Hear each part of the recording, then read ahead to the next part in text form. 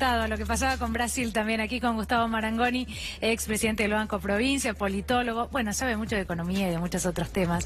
Gracias por venir, Gustavo. Gracias por la invitación. Gracias. ¿Deja alguna sensación Brasil afuera? Una gran alegría. Alegría, sí, Sí, sinceramente. Ya después de la tristeza nuestra, lo único que nos faltaba era Brasil campeón. Claro. Falta ahora que no llegue Inglaterra y creo que sí. zafamos la peor pesadilla quedaría zafada, digamos. Bueno, yo decía, podemos hablar de muchos temas y vamos a hablar ahora también de política, pero arranco por la economía y te pregunto, ¿qué es lo que está pasando? Es muy amplio, pero ¿qué es lo que ha pasado concretamente en las últimas horas, en el día de ayer, con las Levax? A ver, yo te diría que podemos terminar la semana diciendo que el famoso medio vaso lleno o vacío. Sí. Si el gobierno quiere ver el medio vaso lleno, va a decir, bueno, es la primera semana donde el dólar empezó a 29 y termina más o menos 28.50. Sí. Se mantuvo relativamente estable. Ahora, quedarte solo con esa perspectiva sería extremadamente autoindulgente, digamos, por parte del gobierno. ¿Por qué? Porque el famoso canje de letes de ayer fue un fracaso y hubiese sido un fracaso si salía bien. ¿Por qué? Primero fue un fracaso porque si la idea era reemplazar Levax en pesos a 35 días por letras en dólares, bueno, el canje representó menos del 1% del total de Levax. Igual ya de por sí hay que ponerle una lupa a esa operación, porque estás cambiando deuda en pesos por deuda en dólares. Y por esto digo que si hubiese salido bien, también hubiese salido mal. Supongamos que hubiese canjeado el 50% de las Levax en dólares. Te marcaba claramente que la gente no quería permanecer en pesos ni aún con la tasa del 47. Entonces, vos te encontrás hoy en una situación donde para amarrar el dólar, para que no se te escape, le pusiste cadena, le pusiste en el cuello, otra en los pies, hay alguien que lo tiene agarrado y sin embargo, como un animal incontenible, lo único que lográs es que se quede más o menos en el lugar por ahora y esperemos que por supuesto así continúe, sin mencionar, digamos que ya estamos empezando a transitar los costos de los movimientos del dólar de hace 45 días. Y después, por supuesto, una mirada que te señala entre esta semana y los últimos 45 días las enormes contradicciones, que creo que es lo que ha generado, la mala praxis que ha generado esta situación. Hace nada más que 50 días, el expresidente, ahora el expresidente del Banco Central, Federico Sturzenegger, vendió más de 10.000 millones de dólares para que la cotización no pase de 20. En esta semana o la semana pasada, el Banco Central tuvo que pedirle permiso al Fondo Monetario Internacional para vender 300 millones de dólares, cosa que por el acuerdo con el fondo no lo puede hacer. Vos fijate cómo la misma administración pasa del extremo de vender 10.000 para no poder a tener que pedir permiso para vender 300 en un acuerdo que es muy difícil de cumplir como el acuerdo con el Fondo Monetario Internacional, pero que paradójicamente ahora está impedido de vender por una decisión que firmó el expresidente del Banco Central de la República Argentina, que se la deja este. Hablabas del acuerdo, y cuando hablamos del acuerdo con el Fondo Monetario Internacional hablamos de las condiciones que pone el fondo. Pero ¿qué pasa también con el uso de esos montos de dinero que son transferidos? ¿Qué pasa si el Fondo Monetario Internacional considera que no se están utilizando bien? ¿Pone la mirada ahí o da lo mismo?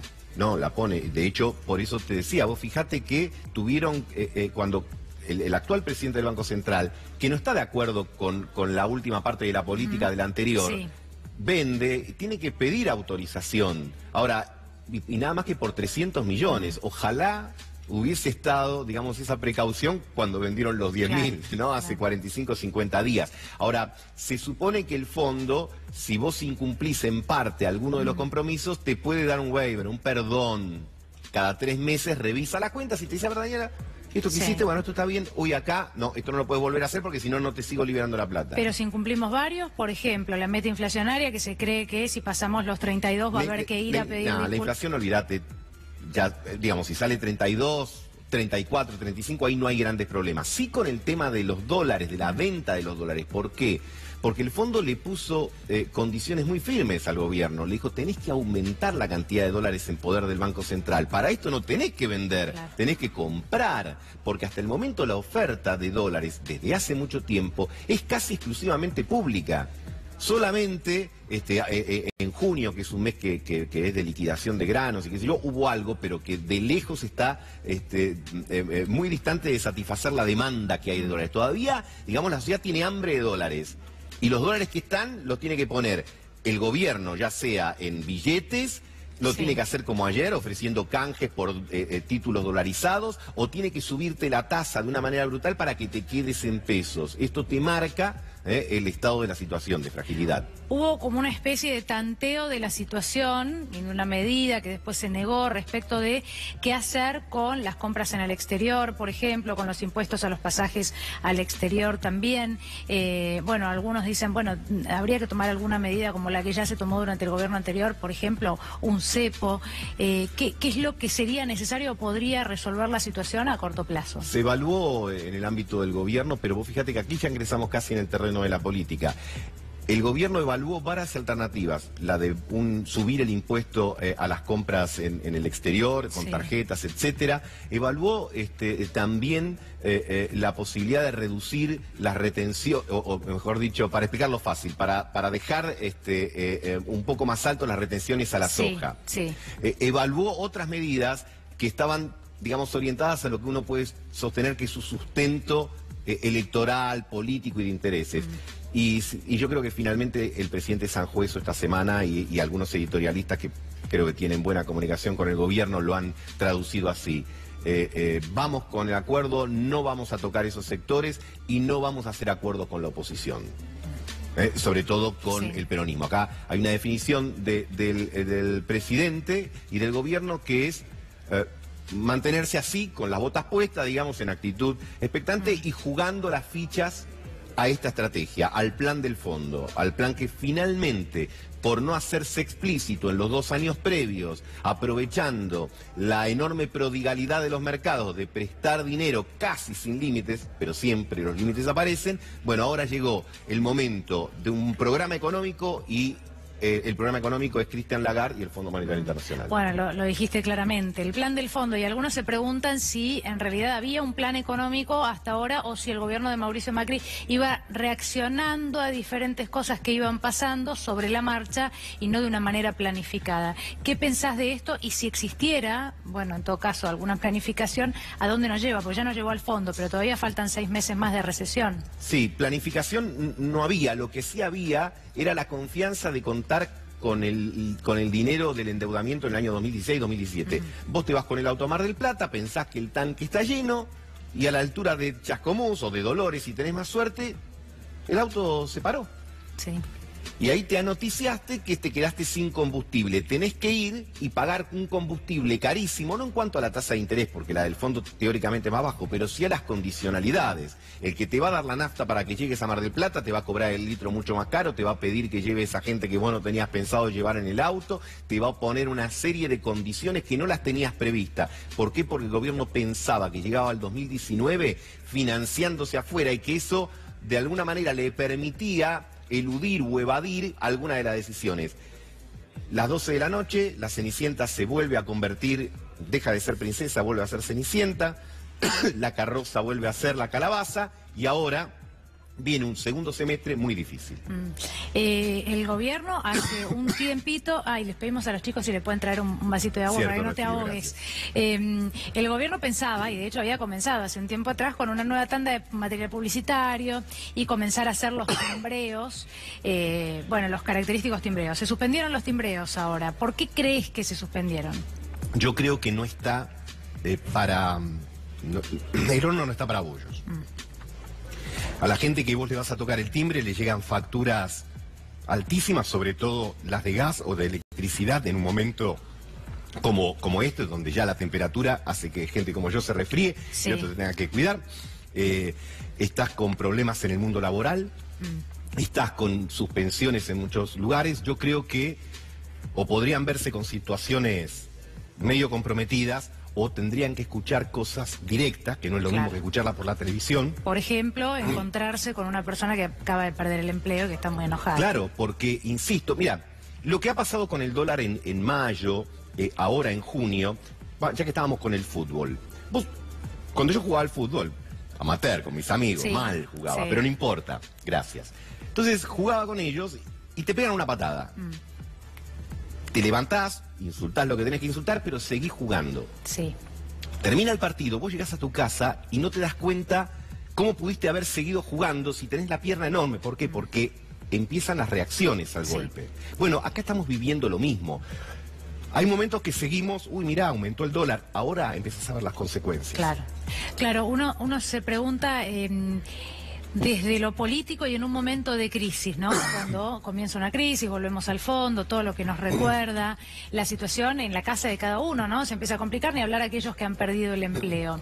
Teniendo en cuenta que se viene un 2018, y de paso te doy tiempo para que tomes agua, respires, no te nos ahogues en la mesa. Bueno, está resfriado, ¿no? Así es. Contamos también a la gente que, bueno, estas cosas pasan. Es difícil hablar, respirar y estar congestionado con este frío. Bueno, pero pensando en un 2019, ¿no? En un contexto de crisis, de acuerdo con el fondo, ¿qué es lo que busca el electorado? ¿Qué crees que busca el electorado en los contextos de crisis? Yo respecto te diría, a un candidato, digo. Bueno, a ver, no sé qué es lo que va a buscar el año que viene. Esta situación obviamente es muy difícil para el gobierno, pero cuenta con una ventaja, vamos a decirlo así. Cuando vos ves las encuestas de todo este momento, el gobierno tiene un 30% de apoyo. Que yo te diría que ese 30% de la población, no sé si sabe lo que quiere, pero sabe lo que no quiere.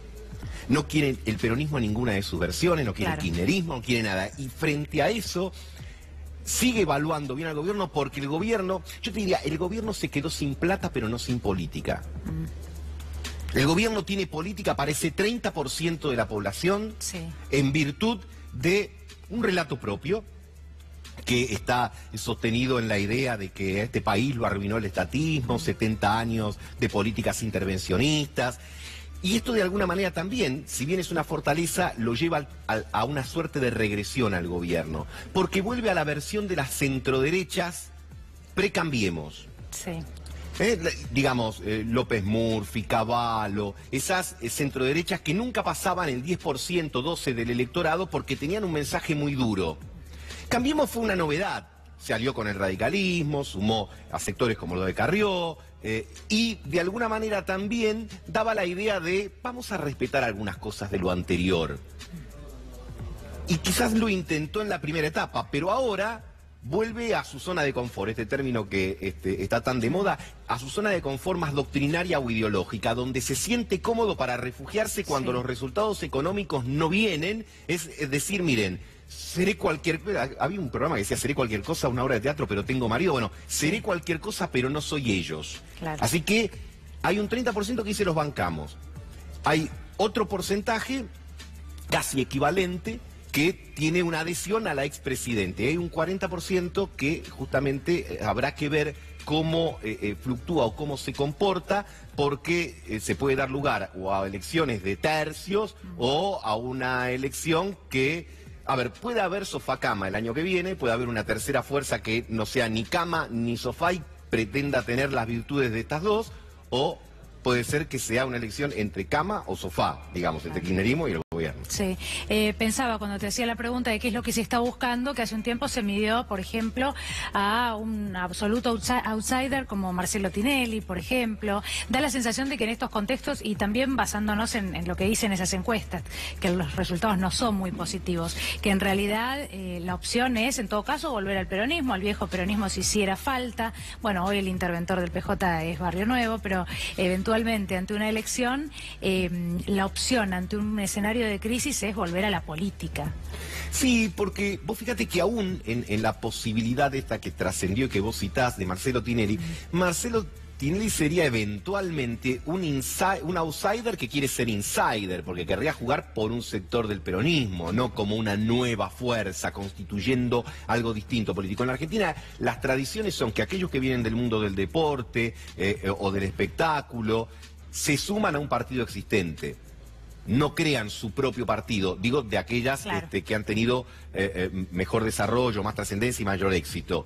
Por lo tanto, si bien uno nunca puede ser demasiado asertivo porque apenas estamos tratando de adivinar el pasado, el futuro es mucho más difícil, yo te diría, me parece que va a estar dentro de estrategias o de espacios conocidos, ¿no? De espacios, después que sea de personas, se verá, tendrá que ver también con cómo asimile la sociedad lo que está por venir, que como comentamos recién acá, no va a ser sencillo, no va a ser fácil.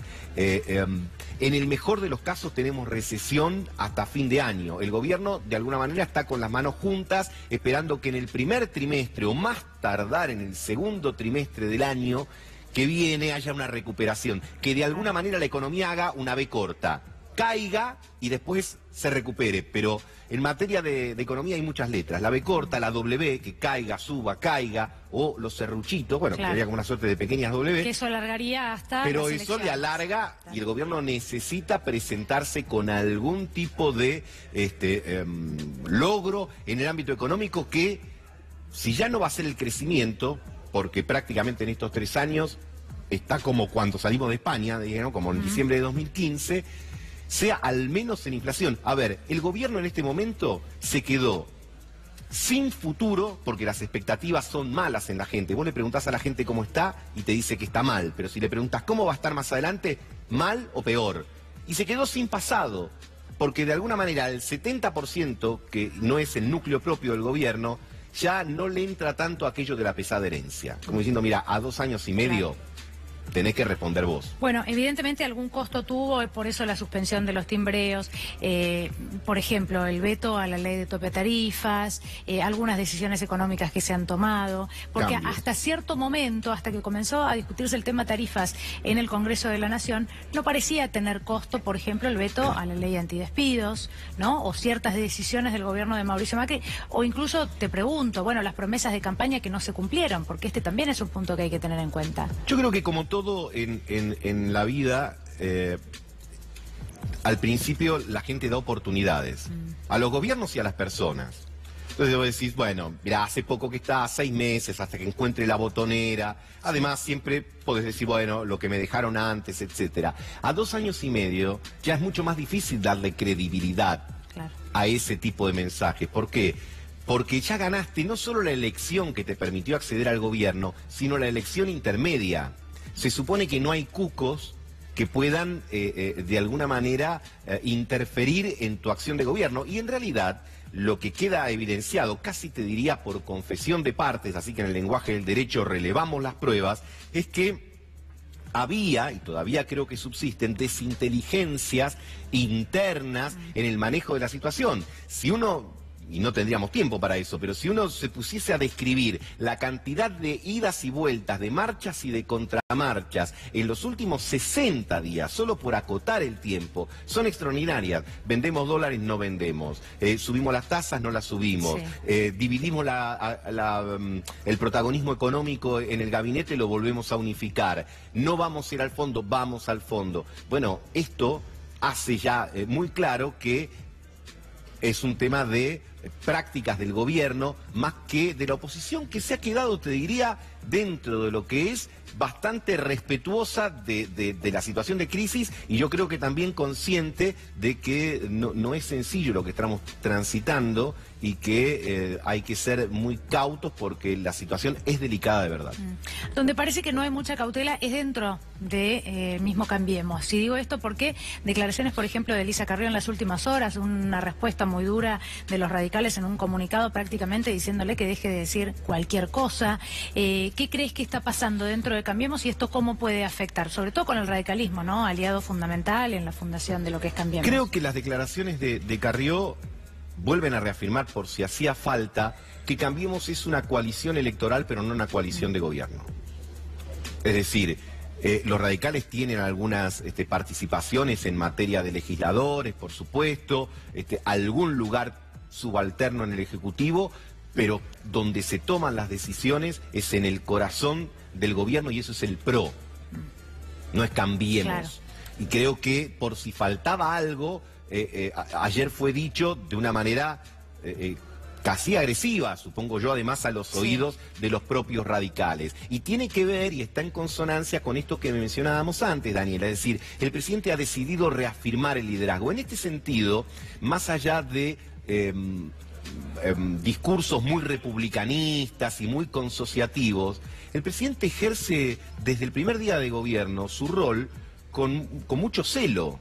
Y te diría la palabra celo usada en el concepto más amplio y más exacto del término. Es muy celoso de que el que decide es él. Es un gobierno también decisionista, y esto a lo mejor sorprende, porque se supone que era uno de los aspectos que quienes votaron por este gobierno censuraban de la administración anterior. Pero sin embargo, también recuerda que hacer política tiene que ver mucho con el lado del mostrador en el que estés, porque muchas veces lo que te parecía mal te parece bien y viceversa. Sí. ¿Qué pasa mientras tanto con la oposición? ¿Qué debería hacer hoy la oposición de cara a, por ejemplo, la votación del presupuesto para el año próximo, donde, bueno, serían acusados de poner palos en la rueda si es que no lo votan, por ejemplo, pero mientras tanto parece que la recomendación es quedarse quietos y esperar a ver qué es lo que hace el propio gobierno? Yo creo que en líneas generales, yo no creo que la oposición no le permita el presupuesto en lo que refiere a las grandes definiciones macroeconómicas. Si el gobierno dice que el año que viene vamos a crecer al 2% y la inflación va a ser el 17%, y a lo mejor no le creen mucho, pero en eso no le van a poner palos en la rueda como decís vos. Ahora, me parece que lo lógico es esperar que tanto los diputados y senadores de la oposición van a defender los intereses de los electores que los llevaron ahí. Me refiero de las provincias o de la capital o de donde fuere. Entonces, cuando se empiezan a hablar de cortar recursos, bueno, yo creo que ahí hay como una suerte de ingenuidad por un lado, pero también de cierta incomprensión de parte del oficialismo que dice nos tienen que aprobar todo a libros cerrados, si no patean en contra. En primer lugar, como el nombre lo indica, la oposición está para oponerse, si no, no sería oposición. Después hay distintos estilos y formas de oponerte. Aquel que se cruza de brazos y dice yo no estoy de acuerdo con nada de lo que hagas porque lo haces vos. Y el otro que dice, bueno, mirá, déjame ver, pero yo no te voy a aprobar a libro cerrado un presupuesto que involucra, por ejemplo, la eliminación o una reducción muy sensible de las transferencias a las provincias, por ejemplo, para obras públicas, viviendas, etcétera, o a lo mejor también en recursos que las provincias contaban para necesidades más inmediatas como es el pago de los salarios. Así que en ese sentido uno no puede esperar que la oposición, que en algunos aspectos fue ninguneada cuando había plata de afuera, ahora te apruebe todo sin discutir y sin leer porque estás en una situación de necesidad.